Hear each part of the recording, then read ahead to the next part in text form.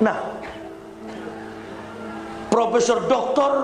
Lawrence Edward Joseph, dia angkasawan Amerika yang mengadakan observasi, pengamatan, penelitian tentang batu hitam yang dibawa oleh Ibrahim dari Masjidil Aqsa pindah ke Mekah. Batu hitam itu adalah Hajar Aswad yang ada di dalam Ka'bah, yang dulu akan diambil oleh Abraha dan pasukan bala tentaranya yang menunggangi gajah. Di saat itulah Rasulullah SAW lahir.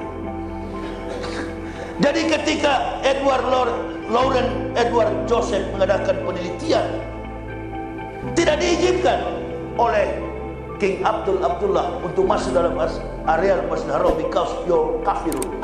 Karena kau ini adalah orang kafir, tidak boleh. Cannot inside in Masjidil Haram.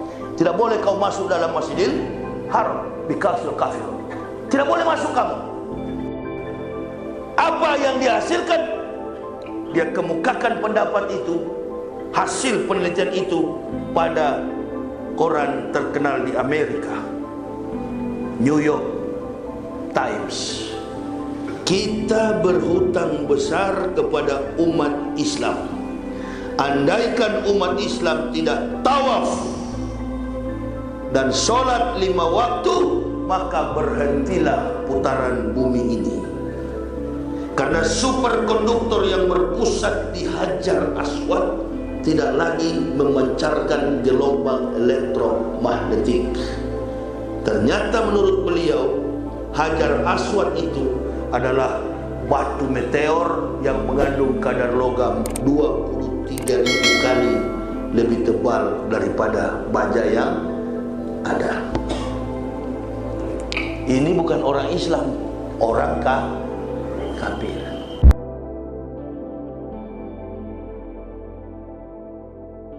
Saya menemukan berita di liputan6.com yang menceritakan hal tersebut, yaitu Liputan 6 Cek Fakta. Hoax tentang kabar astronot wanita asal India jadi mualaf. Kabar tentang astronot wanita yang menjadi mualaf setelah kembali dari bulan beredar di media sosial. Astronot itu bernama Sunita Williams. Perempuan asal India itu disebut-sebut berangkat ke bulan pada tanggal 9 Juli 2011. Setelah kembali dari satelit bumi itu, ia memilih menjadi mualaf. Cerita ini diunggah oleh akun Facebook Nasar Nur Habibil Mustafa pada 11 Desember 2015 lalu. Konten yang diunggah tersebut telah dibagikan 108.531 kali oleh warganet. Berikut cerita yang diunggah oleh akun Nazar tentang perempuan asal India yang menjadi mualaf setelah kembali dari bulan. Astronot wanita jadi mualaf. Sunita Williams, seorang wanita India pertama yang pergi ke bulan pada tanggal 9 bulan 7 2011. Kembalinya dari bulan langsung masuk dan memeluk agama Islam. Dia berkata, "Dari bulan seluruh bumi kelihatan hitam dan gelap kecuali 2 tempat yang terang dan bercahaya. Ketika aku lihat dengan teleskop, ternyata tempat itu adalah Mekah dan Madinah. Di bulan semua frekuensi suara tidak berfungsi, tapi aku masih mendengarkan suara azan." Selanjutnya dikatakan Profesor Lawrence Joseph mengatakan, "Sungguh kita telah berhutang besar kepada umat Islam."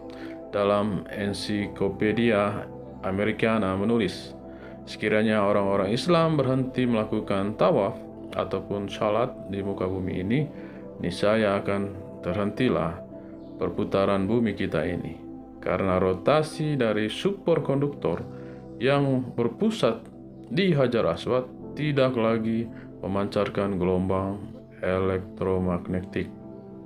Menurut hasil penelitian dari 15 universitas menunjukkan Hajar Aswad adalah batu meteor yang mempunyai kadar logam yang sangat tinggi, yaitu 23.000 kali dari baja yang ada. Wow. Beberapa astronot yang mengangkasa melihat suatu sinar yang teramat terang memancar dari bumi, dan setelah diteliti ternyata bersumber dari Bait Allah atau Ka'bah. Superkonduktor itu adalah Hajar Aswad yang berfungsi bagai mikrofon yang sedang siaran dan jaraknya mencapai ribuan mil jangkauan siarannya. Profesor Lawrence menulis, sesungguhnya kita berhutang besar kepada orang Islam, salat, tawaf, dan tepat waktu menjaga superkonduktor itu. Para astronot telah menemukan bahwa planet bumi itu mengeluarkan semacam radiasi. Radiasi yang berada di sekitar Ka'bah ini memiliki karakteristik dan menghubungkan antara Ka'bah di planet bumi dengan Ka'bah di alam. Di tengah-tengah antara kutub utara dan kutub selatan ada suatu area yang bernama Zero Magnetism Area. Artinya adalah apabila kita mengeluarkan kompas di area tersebut, maka jarum kompas tersebut tidak akan bergerak sama sekali karena daya tarik yang sama besar antara kedua kutub. Itulah sebabnya jika seorang tinggal di Mekah, maka ia akan hidup lebih lama, lebih sehat, dan tidak banyak dipengaruhi oleh banyak kekuatan gravitasi. Sebab itulah ketika kita mengelilingi Ka'bah, maka seakan-akan diri kita di-charge ulang oleh suatu energi misterius, dan ini adalah fakta yang telah dibuktikan secara ilmiah. Mekah juga merupakan pusat bumi. Sekarang pertanyaan ini adalah, pertama, pada halaman berapa dan edisi tahun berapa dari Ensiklopedia Americana kutipan tersebut berada? Apa itu superkonduktor dan apa hubungannya dengan rotasi bumi? Bagaimana membuktikan bahwa tawaf dan sholat berhubungan dengan rotasi bumi?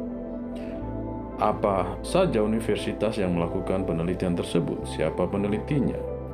Bisa diperoleh di mana buku hasil penelitian tersebut? Siapa Profesor Lawrence A. Joseph? Buku apa dan atau di mana dia menuliskan kutipan di atas? Sejauh ini kita tidak pernah melihat bukti-bukti seperti yang disampaikan di dalam artikel tersebut.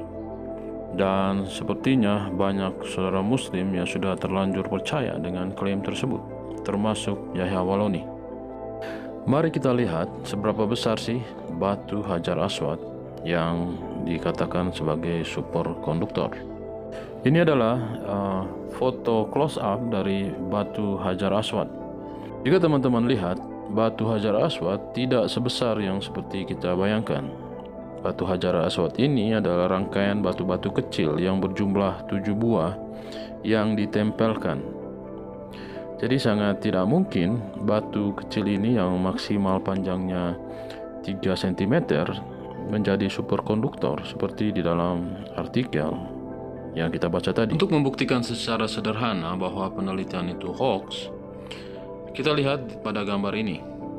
Ada satu waktu Ka'bah pernah banjir, dan tentunya orang-orang tidak melakukan tawaf. Jika penelitian itu benar, harusnya bumi sudah berhenti berputar saat banjir ini terjadi, karena tidak ada saudara-saudara muslim yang melakukan tawaf. Oke teman-teman, demikianlah fakta yang kita bisa ungkapkan pada video kali ini. Semoga video ini dapat memberi tambahan pengetahuan bagi teman-teman. Terima kasih sudah menonton video ini. Tuhan Yesus memberkati.